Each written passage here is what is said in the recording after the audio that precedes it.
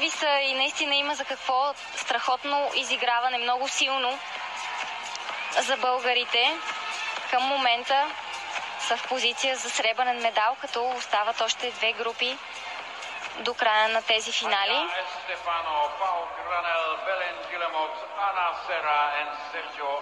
Сега ще видим и испанците, които на първите европейски игри спечелиха бронзов медал в категория групи, но тогава бяха в по-различен състав. Тогава в тяхната група участваха световните шампиони Сара Морено и Висенте Ли. Между другото, сега Сара вече е съдия и съдийства тук на игрите в Минск.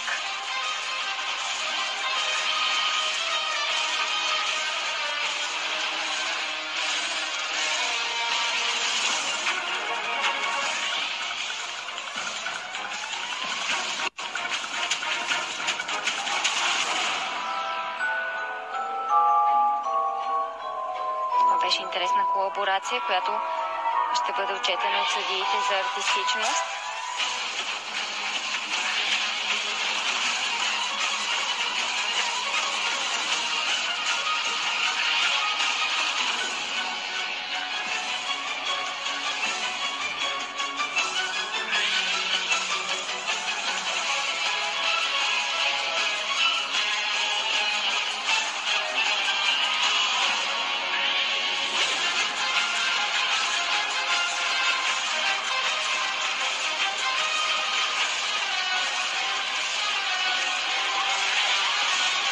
Видяхме упражнение от група А, хеликоптер. И отново интересна колаборация за финал. Това е треньорката на испанската група.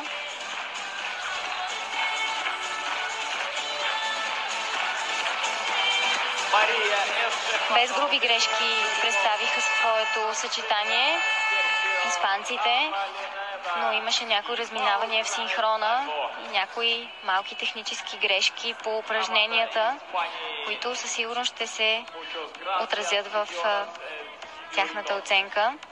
Едно от момичетата, Белен Гилемот, вчера видяхме и в надпреварата при смесените двойки,